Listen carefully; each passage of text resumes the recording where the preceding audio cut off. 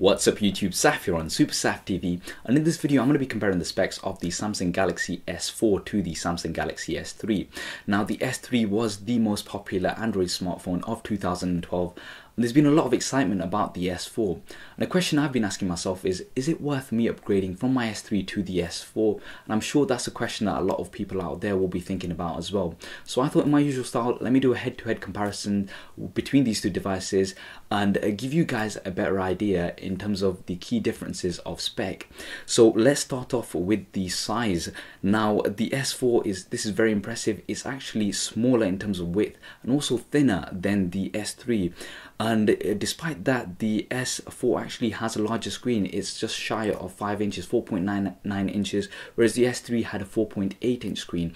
So they've really decreased the size of the bevel around the device of the S4, and they've got a larger screen in the same amount of space. So I know there's a lot of people who thought the S3 was slightly big, and after we heard about the fact that it's going to have a 5-inch screen from rumors, we thought it's going to be a bigger device, but no, they've actually maintained that same size, which is very impressive. Now in terms of resolution, the S3 had a 720p display, so 1280 by 720 pixels.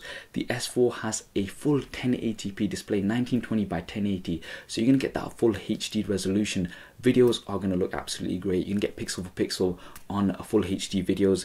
Pixels per inch in terms of PPI, pixel density, 441 PPI on the S4. The S3, 306 PPI. So obviously you've got much higher pixel density on the S4 as well. So pictures and text are generally going to look more clearer or more crisp on the S4. In terms of weight, the S4 130 grams, the S3 133 grams. So the S4 is also lighter than the S3 despite having a high resolution screen as well. Now in terms of build and design, obviously this is something that a lot of people will be disappointed about. I'm also disappointed about, is that the S4 looks pretty much the same as the S3. I was hoping for something different, but I think Samsung have gone with the if it's not broke, let's not fix it sort of Apple sort of mentality. I'm not too happy about it. I was expecting something looking a bit different, but then again, you know, they've kept that same design. They've kept it quite clean and simple. Now the S3 was obviously built with plastic, now obviously a premium plastic, but a lot of people are disappointed about that. It didn't have that premium feel. Now the S4, they're saying it's a polycarbonate casing, which is much stronger and more durable than the S3, but still, like from what I'm reading online, it is still, you know, not as premium feeling such you know, than other devices such as the HTC One. So now that's another thing to bear in mind. Now in terms of the processor, the S4, so I believe it's the international version, is going to have an Exynos 5 octa processor. Now that's going to have 8 cores. 4 of the cores 1.6 gigahertz Cortex A15, and the other 4 cores are going to be 1.2 gigahertz Cortex A7. So basically you've got 4 large cores and 4 smaller cores. Now the 4 larger cores are going to kick in for some heavy, you know, gaming and things, but the 4 smaller cores are going to be for general use, and hopefully this should be better for the battery as well. So this is very impressive. In terms of the other version, there's going to be a 1.9 gigahertz Crate version, apparently quad core. Now again, this is not too sure about this, but the general international version is going to have that octa Exynos 5 processor, which is very impressive. The S3 quad-core 1.4 gigahertz Cortex A9. Now this obviously is going to be a key advantage of the S4. It's going to be much faster. Obviously benchmarks will tell us exactly how fast, but you've got those 8 cores on there, which is very impressive. In terms of internal memory, both the S3 and the S4 have the 16, 32 and 64 gigabyte variants. In terms of expandable memory, now this is something that the Samsung devices have, which a lot of the other devices don't have, is up to 64 gigabytes expandable storage with micro SD, which is again very impressive. RAM, the S4 has 2 gigabytes of RAM as standard. The S3 had 1 gigabyte of RAM for the international version, and there also was a 2 gigabyte version as well, but the S4 will have 2 gigabytes across the board. Camera, now the S4, the 13 megapixel camera, the S3 had an 8 megapixel camera, so obviously the S4 has a much larger sensor in terms of the megapixels, so you're going to have a higher megapixel count, a larger image on there. Some of the features that they mentioned, you've got dual camera, so you know when you're taking a picture or a video, you can have the person taking the picture sort of like a block, a square pasted on there.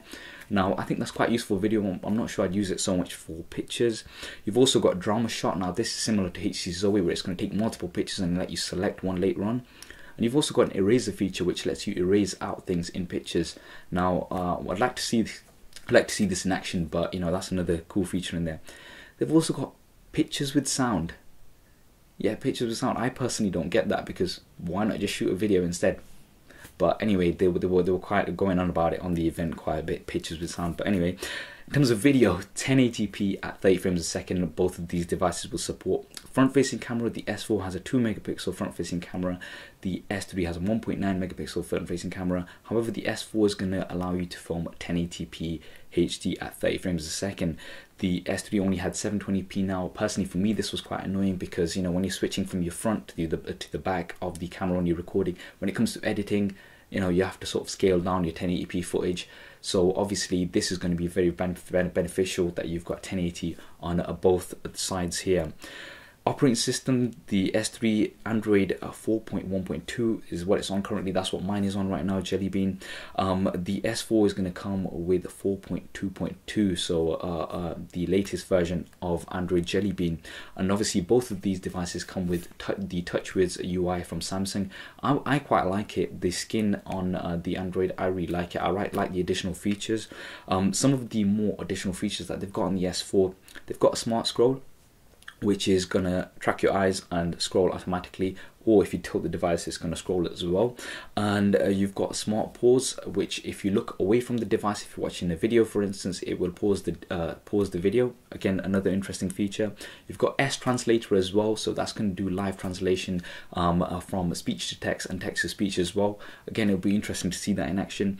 And you've also got air gestures, which is very nice, because you can sort of hover over the device without actually, you know, pressing it to get some like expandable menus, etc. Now this is similar to the Note devices, the Note 2 I believe, where you know, you can use that with a pen, just sort of hover over. So that's another interesting feature. Will these features be coming onto the S3? Now obviously things like the smart scroll and smart pause, I believe they will be coming soon, but things like the air gestures, obviously you're going to need the additional sensors for that, so I don't think that they will be getting those on the S3. Battery, the S4 has a lithium ion 2600 milliamp battery. The S3 has a 2100 milliamp battery, so obviously you've got a larger battery on the S4. It's got a larger resolution, so it's going to be pushing out more pixels. So you know, I'm not sure in terms of the battery, you're obviously going to be needing a little bit more power, but then again you've got the octa-core processor, which is going to be switching between the smaller cores and the larger cores. So again, it's going to be interesting to see what sort of usage. The S3, I've been pretty impressed with the battery usage on there. I usually get a days out of general use out of the device without any problems, so I'm hoping that the S4 will be similar, if not better. Price, the S3 currently you can pick it up for about 350, 400 pounds, or you're looking at around about $500. The S4, they've not given official prices, but 16GB version, you're going to be looking at around about £500, maybe, you know, between 500 to 550 pounds, or around the $700 mark as well. This is SIM free for the handset only. No doubt that the S3 will, you know, start dropping even more in terms of price after the release of the S4, because the S4 is now the new device that a lot more people are going to be going for. But those are the key differences of spec between these two devices. Is it worth upgrading? Well, personally, I won't be upgrading my S3 to the S4 anytime soon, because the S3 is still a great phone, and although the S4 does have a lot of new cool features, I don't think it's worth a full upgrade from the S3. I mean, if I was starting from scratch and getting a new device altogether, then maybe I'd go for the S4 instead of the S3, but considering that I've actually got the S3 right now, I personally don't think it's worth the upgrade.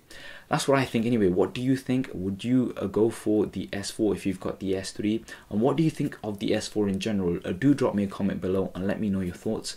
And you know, obviously if we do get the handset through in our usual style, we'll have a full hands-on review. I hope you enjoyed this video and found it useful. If you did, please do hit that thumbs up button. It really does help me out. And why not subscribe to this channel? I've got plenty more videos coming up on here. Thank you for watching. This is Saf on Super Saf TV, and I'll see you next time.